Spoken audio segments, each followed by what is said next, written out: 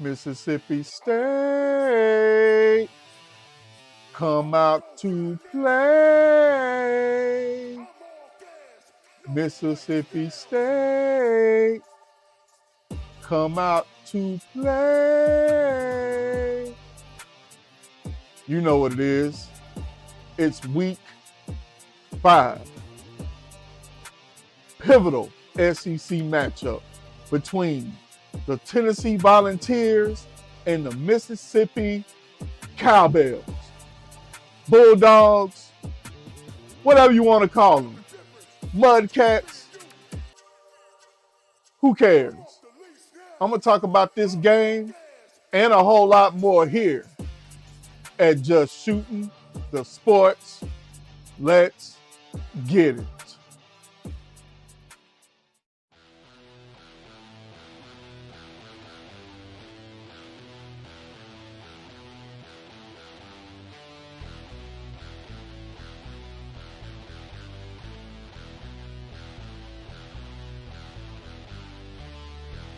Survive if I let you.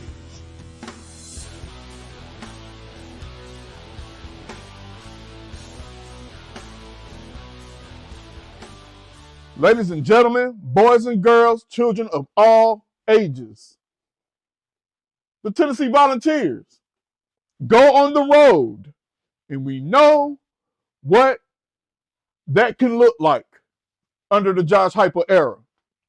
Not only are we going on the road, but we're going on the road against a team that is 4-0 right now, riding high offensively, looking good defensively.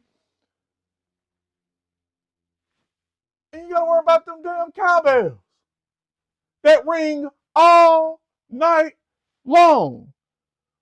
One thing I never understood about the cowbells is you're a bulldog. So how does the cowbell come into play? Somebody, please, if you want to share, comment below whether you're a Mississippi State fan or whether you're a Tennessee fan.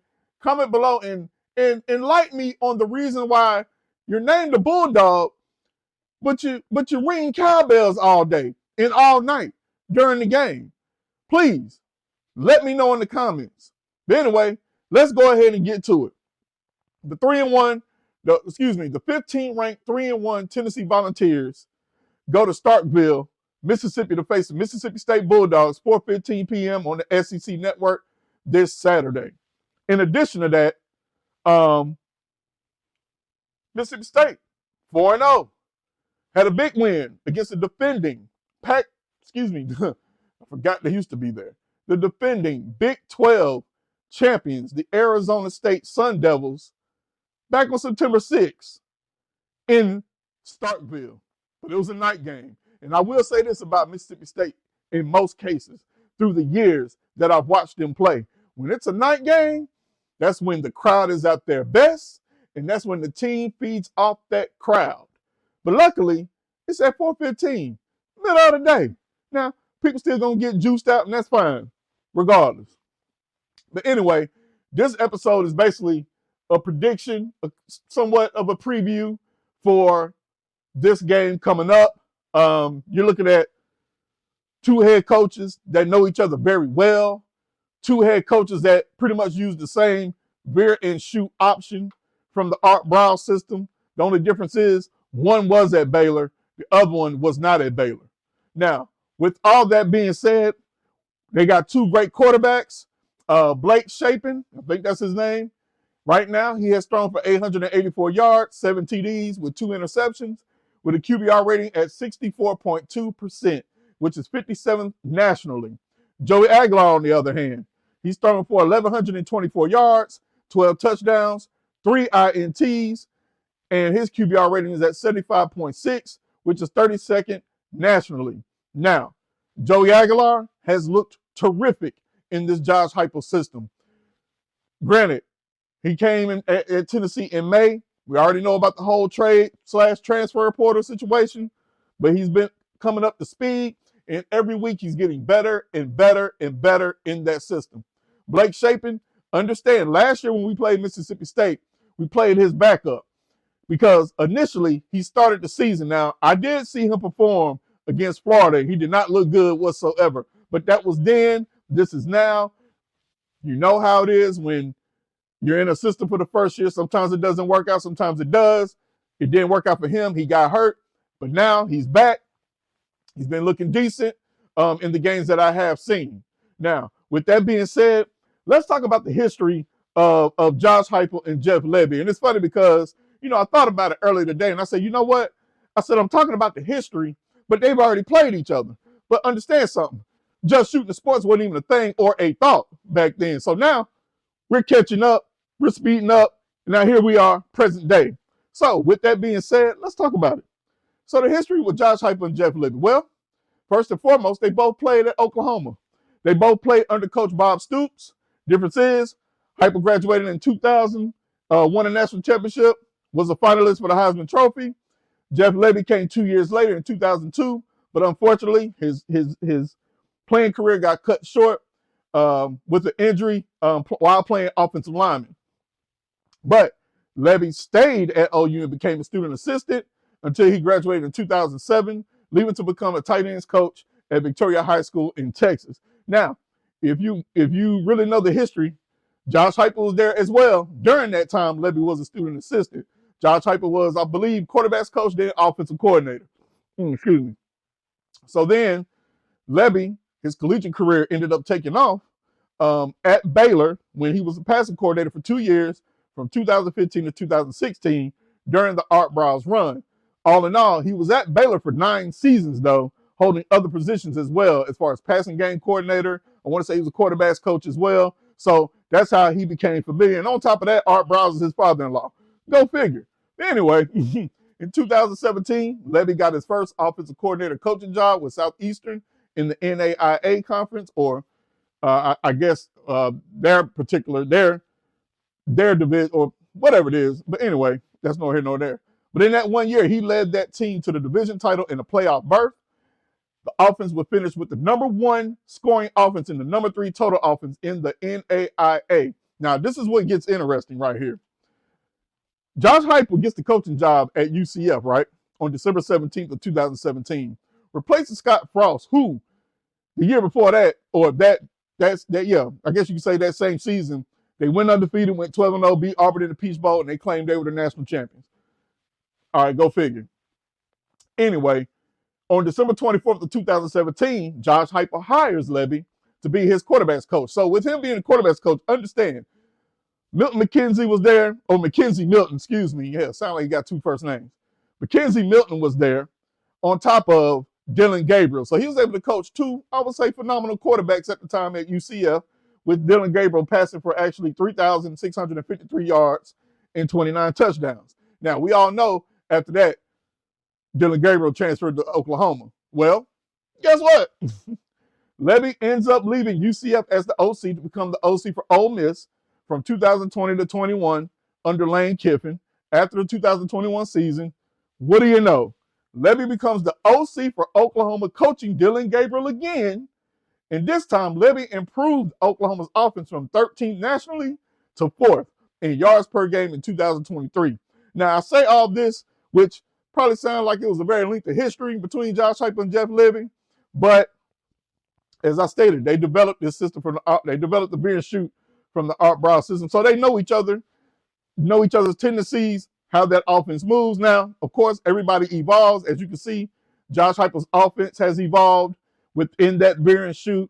Now he's doing a lot of different things. He can still go out wide. He can do bunches inside, 12 player personnel, all those great things, as you can see, and you see the production that it has created with those changes being made. Because many episodes ago, I always stated, even for doing this content and doing this show here on my channel, I always felt like he needed to evolve, and it showed so much in that Ohio State game. But let's face it, he ain't had the quarterbacks to do so. So he had to work with what he had. But hey, that's nor here nor there anymore. So basically, with all that being said, Lebby has pretty much taken teams that their offense He's taking other teams' offenses from say 30th. They could have been 20th and nationally, and he's brought them down to single digits. So wherever he has gone, he has been successful. And I see it now with Mississippi State. First year, sometimes things work, sometimes things don't work. Sometimes you need your personnel, and then you have players that are not used to their system. They're used to, other coaching systems that had left or got fired. But in their case, they did have a coach that took over for, rest in peace, Mike Leach, that passed away a couple years ago. And they did have another coach, but I don't think it was just a situation that just wasn't good for him at the time. People were still mourning of the death of Mike Leach. But it seems like to me now, Mississippi State, not only their team, but their fan base, their coaching staff, their athletic department, it's like they're all turning the corner, and you can see it on the field right now. Now, with that being said, let's go to the stats so far this year. So Mississippi State right now is averaging 39.8 points per game. Tennessee is averaging 53.5 points per game. Rushing, Mississippi State is averaging 207 yards per game. Tennessee, 216.2 yards per game. They have 13 touchdowns. Tennessee has 12. Passing-wise, they pass for 237 per game, whereas Tennessee, they're doing 337.8 passing yards per game. Now, so far, they've thrown for 8 touchdowns. As far as Tennessee, we have 14 touchdowns passing. Total offense, they're averaging 444, where Tennessee is averaging 554. Penalty-wise for Mississippi State, they're getting penalized, maybe not a lot, but they're doing their fair share. Right now, they're averaging 89 yards per game as penalties, where we're averaging 60.1 yards per game. Now, I hope those penalties that they're getting rears their ugly head for them, because that will bode well for us. Now, as far as the total penalties, they have 41 with 356 yards. We have 28 with 242 yards. Still don't like it. Still need to clean it up. And we definitely cannot do that on the road, because that would truly give the home team the advantage. And the crowd is going to be into it more and more and more. Now, in regards to third down conversions, they're at 51%, 26 out of 51, not bad. Third down conversions for Tennessee, 56%, 29 out of 51, not bad as well. Fourth down conversions, they're at 75%, but they have converted 6 out of 8, whereas we're at 100%, but we've only had one time to convert, and we converted. Their red zone touchdowns, 13 out of 16. Red zone touchdowns for us, 19 out of 24. But overall in the red zone, they're perfect at 16 out of 16, where we're 2 spots away from being perfect at 22 over 24. Now, in regards to the time of possession, we're both hovering around the 25, 26 minute per game. But I think totally we're both hovering around about an hour and 14, 15, minutes in the last 4 games. So both of us, we pretty much get to the line. We move quick. Like I said, Jeff Lebby runs his offense just like Josh Heupel runs his offense. But defensively, Mississippi State is a lot better than we are. If I'm not mistaken, let me take a look here real quick, because I think when I looked, I think I gave up as far as trying to find us. But let me make sure I wasn't tripping about Mississippi State. Yeah, Mississippi State is like 1, 2, 3, 4, 5, 6, 7, 8, 9, 10, 11, 12, 13, 14, 15, 16. They're 16th in the nation overall. As far as Tennessee, man, I got to 70. Hell, I stopped counting. I'm pretty sure we're probably 80th right now nationally. And I know why. Because we've been getting gashed in the secondary. Syracuse gashed us. Whether we won, even though we won by a nice margin and we dominated the whole game, we still got gashed. We couldn't stop a nosebleed. Georgia, we already know what happened there. Hell, they picked on one guy and it worked. And somehow the defensive coordinator didn't help the man. But it is what it is at this point. UAB torched our ass, 364 yards passing. So we've had 2 quarterbacks that have thrown over 300 yards against us back to back. We have to tighten it up. I said it last time. We have to tighten it up. We have to communicate a lot better. I know we have injuries, but Mississippi State could care less. They could care less about our injuries. Next man up. grown man business. Let's take care of it. Now, with all that being said, how do y'all feel? What is your prediction? Because my prediction is this: Tennessee 48, Mississippi State 34, because we're going to get gassed. I don't believe in our secondary right now. I really don't until we get some players back. Jamar McCoy, for instance.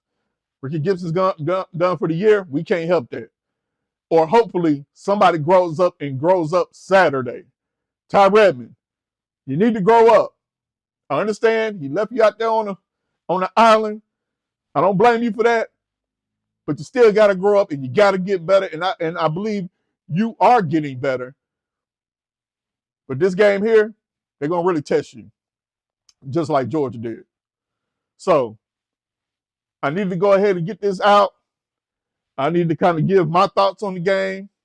How do y'all feel about this game? Definitely need to cut down the penalties. We got to pressure the QB. I know we had 3 sacks last week. I know we've done decent in that department, but it's kind of like here and there. It's not like every down. It's not like every series. You know what I mean? Like, that's what we need, because that's the only way we can make this work. Our defensive line needs to put pressure. Tim Banks needs to call the correct game, and everybody got to be on their P's and Q's. Because you don't put no pressure on the quarterback. I don't care who the quarterback is. Hell, he could be Anthony Richardson. And hell, he'll torch you. Real talk. But anyway, you know where you at. You know who I am. This is Blackout Jones. This is Just Shooting the Sports. And anytime I talk about that power T right there, and that whole Tennessee, everything, and the damn plate. Go Big Orange. Go Vols.